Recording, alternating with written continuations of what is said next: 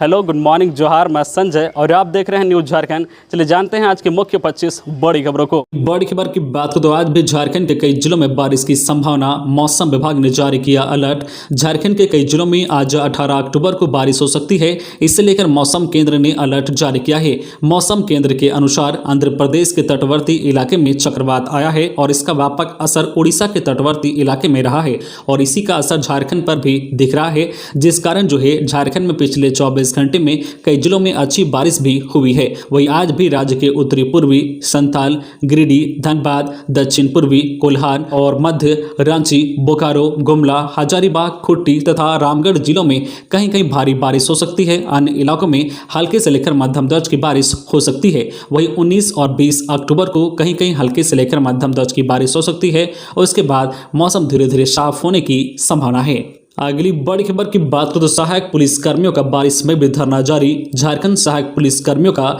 रांची के मोरहाबादी मैदान में 21वें दिन भी धरना प्रदर्शन जारी है। रविवार को हुई मूसलाधार बारिश में भी इनका मनोबल कम नहीं हुआ। इनका कहना है कि जब तक इनकी मांगे पूरी नहीं होती है तब तक आंदोलन जारी रहेगा। सहायक पुलिस कर्मियों ने कहा है कि सरकार हमारे समायोजन को लेकर गंभीर नहीं है। सरकार को हमारी बात मान लेनी चाहिए, क्योंकि पिछले 4 वर्षों से हम लोग झारखंड के विभिन्न जंगली एवं पहाड़ी क्षेत्रों में लोगों को सुरक्षा देने का काम कर रहे हैं। सिर्फ झारखंड ही नहीं बल्कि राज्य के बाहर भी हम सहायक पुलिस कर्मियों से काम लिया जाता है। इसके बावजूद हमारे वेतन में कोई बढ़ोतरी नहीं हो रही है और ना ही हमें किसी प्रकार की सुविधा या भत्ता मिल रहा है। धरने पर बैठे पुलिस कर्मियों ने कहा है कि सरकार को हमारी मांगों पर विचार करनी चाहिए कि जब हम पुलिस कर्मियों की तरह सेवा दे रहे हैं तो फिर वेतन में असमानता क्यों। 12 जिलों से आए 2500 सहायक पुलिसकर्मी अपनी सीधी नियुक्ति को लेकर धरने पर बैठे हैं। अगली बड़ी खबर की बात करें तो जेपी नड्डा समेत 8 केंद्रीय मंत्री और 46 सांसदों का रांची में लगेगा जमावड़ा।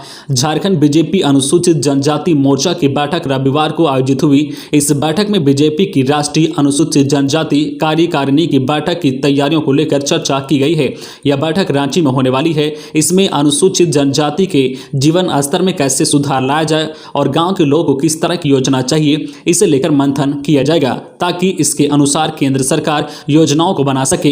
रांची में होने वाली इस बैठक में बीजेपी के राष्ट्रीय अध्यक्ष जेपी नड्डा सहित सभी प्रदेश के अनुसूचित जनजाति मोर्चा के अध्यक्ष के साथ साथ केंद्र सरकार के 8 मंत्री और 46 सांसद शामिल होंगे। बीजेपी राष्ट्रीय कार्यकारिणी मोर्चा की बैठक 22 से 24 अक्टूबर तक चलेगी। अगली बड़ी खबर की बात करें तो झारखंड में इस साल के अंत तक पंचायत चुनाव की संभावना। मंत्री आलमगीर आलम ने दिए संकेत। त्रिस्तरीय पंचायत चुनाव को लेकर झारखंड में भी सुगबुगाहट तेज हो गई है। झारखंड में साल 2021 के अंत तक यानी दिसंबर माह में पंचायत चुनाव की संभावना बन रही है। इसको लेकर पंचायती राज विभाग की ओर से आवश्यक कार्रवाई भी तेज हो गई है। ग्रामीण विकास एवं पंचायती राज मंत्री आलमगीर आलम ने दिसंबर माह के अंत में चुनाव होने के संकेत दिए हैं।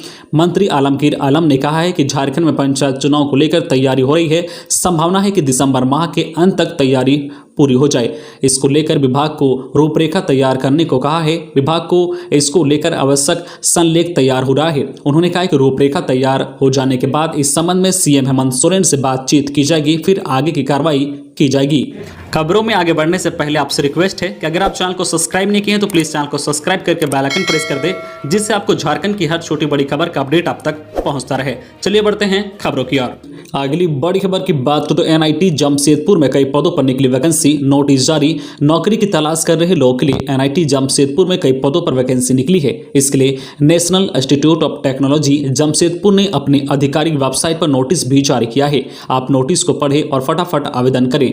National Institute of Technology Jamshedpur ने सॉफ्टवेयर डेवलपमेंट के पदों पर भर्ती को लेकर आवेदन मांगे हैं। इन पदों पर आवेदन करने के लिए उम्मीदवारों की योग्यता BSc, BSc, BTech, B diploma, MSc, MCA आदि निर्धारित किया गया है। National Institute of Technology Jamshedpur के इन पदों पर आवेदन करने की अंतिम तिथि 28 अक्टूबर 2021 निर्धारित की गई है। आप अधिक जानकारी के लिए www.nitjsr.ac.in पर जाकर नोटिस को पढ़ें और आवेदन की प्रक्रिया को पूरा करें।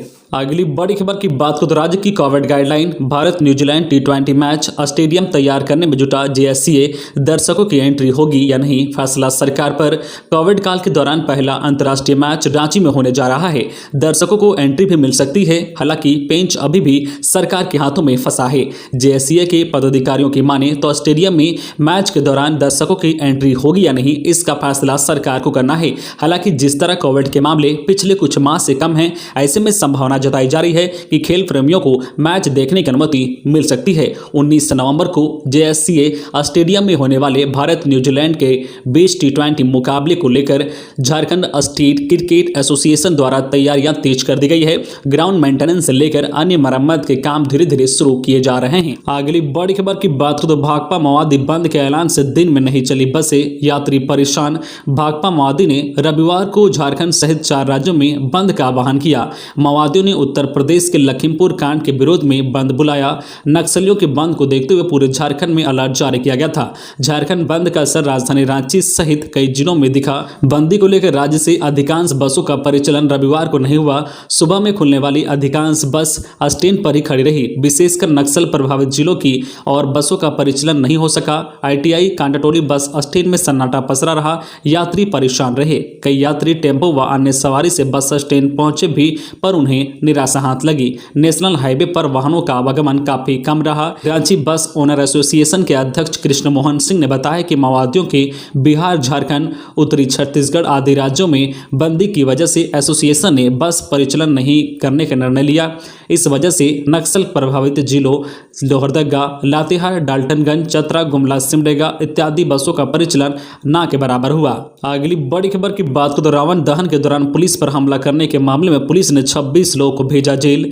रामगढ़ जिले के रजरप्पा थाना क्षेत्र के बड़की पोना के केतारी टोला में रावण दहन कार्यक्रम को रोकने के दौरान ग्रामीणों द्वारा पुलिस पर जानलेवा हमले कर पुलिस पदाधिकारी सहित पुलिसकर्मियों को घायल करने के मामले में रजरप्पा थाने में प्राथमिकी दर्ज कर ली गई है। रजरप्पा थाना के तहत मामले में 71 लोगों को नामजद सहित 200 अज्ञात लोगों को आरोपी बनाया गया है। घटना के बाद पुलिस की टीम ने ताबड़तोड़ छापेमारी कर 2 दर्जन से अधिक लोगों को गिरफ्तार किया है। घटना के बाद SP प्रभात कुमार ने खुद मोर्चा के संभालते हुए पूरे गांव में छापेमारी कर 26 लोगों को गिरफ्तार किया है। रविवार की शाम गिरफ्तार सभी 26 आरोपियों को रामगढ़ जेल भेज दिया गया है। अगली बड़ी खबर की बात करें तो अब सभी सड़क पर नजर रखेंगे पथ निर्माण के इंजीनियर।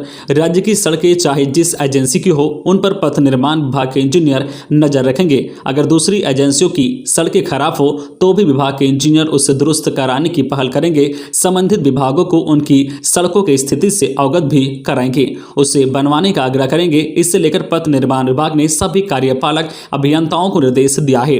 उन्हें कहा गया है कि वह अब केवल पथ निर्माण विभाग की सड़कों का ही हाल ना ले, केवल उसे ही बनवाने की दिशा में कार्रवाई ना करे, बल्कि राज्य में मौजूद जो भी सड़क खराब हो उन्हें दुरुस्त करने की दिशा में कार्रवाई करें।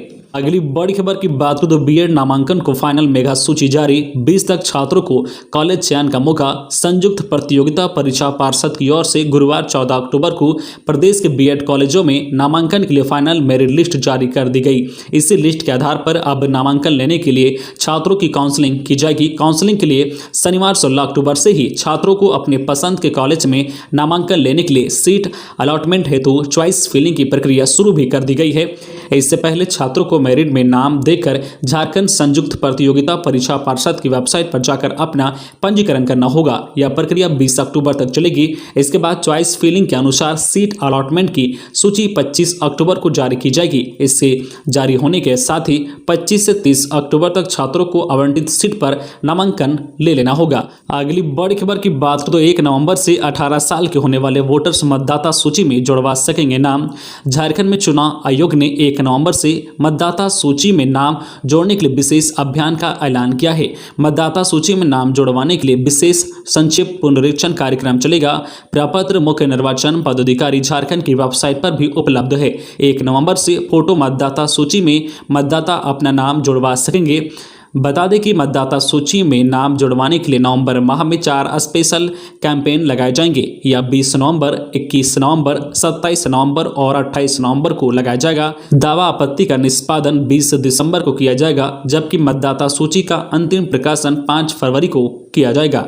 अगली बड़ी खबर की बात करें तो गुमला के बिशुनपुर में 2 नाबालिग के साथ 10 युवकों ने किया सामूहिक दुष्कर्म।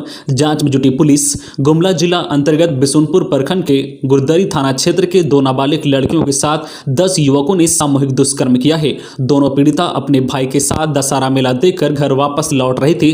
इसी बीच युवकों ने लड़कियों के भाई को मारपीट कर भगा दिया और फिर दोनों लड़कियों के साथ सामूहिक दुष्कर्म किया। इधर पुलिस आरोपियों की गिरफ्तारी के लिए लगातार छापेमारी कर रही है। जानकारी के अनुसार दोनों नाबालिग 15 व 14 वर्षीय लड़की जोभीपाट स्थित लगने वाला दशहरा मेला देखने अपने भाई के साथ बीती शुक्रवार को गई थी, जहां मेला देखने के बाद अपने 19 वर्षीय भाई के साथ दोनों लड़की शाम 7 बजे अपने घर वापस लौट रही थी, तभी घटना को अंजाम दिया गया है। अगली बड़ी खबर की बात तो हेमंत सरकार खेल को लेकर काफी गंभीर। हफीजुल हसन। दुमका में खेल मंत्री हफीजुल हसन ने 4 दिवसीय स्टेट बैडमिंटन चैंपियनशिप का उद्घाटन किया। इसका आयोजन डिस्ट्रिक्ट बैडमिंटन एसोसिएशन दुमका द्वारा किया गया।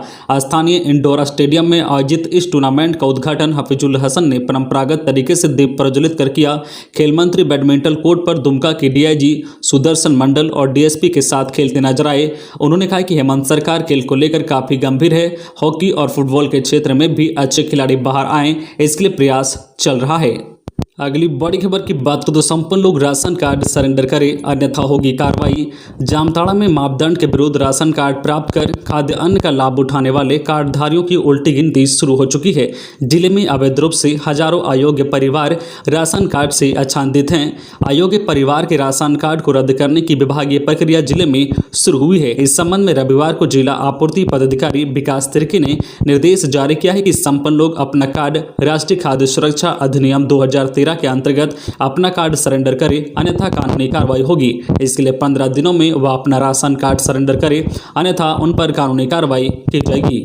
अगली बड़ी खबर की बात हो तो 5 लाख के गहने लेकर उड़े चोर। जामताड़ा में जिले के प्रेमधाम इलाके के एक घर से बीती रात चोरों ने 5 लाख के कीमती गहने चुरा लिए हैं। शनिवार की रात घर के कुछ सदस्य ऊपरी कमरे में सो रहे थे। इधर घर घुस आए चोरों ने घटना को इस कदर अंजाम दिया कि जिसकी भनक तक घर वालों को नहीं लगी। सुबह गृहस्वामी जीतन मंडल ने जब कमरा खोला तो पाया कि अलमारी में रखा हुआ सारा सामान बिखरा पड़ा हुआ है। बाद में जांच करने पर पाया कि अलमारी में रखे कीमती गहने गायब हैं। इसकी जानकारी देते हुए जीतन ने बताया है कि चोरी की गई गहने मेरे शादी के थे, कुछ गहने मैंने बाद में भी बनवाए थे। कुल मिलाकर चोरी की गई जेवरात की कीमत तकरीबन 5 लाख रुपए है।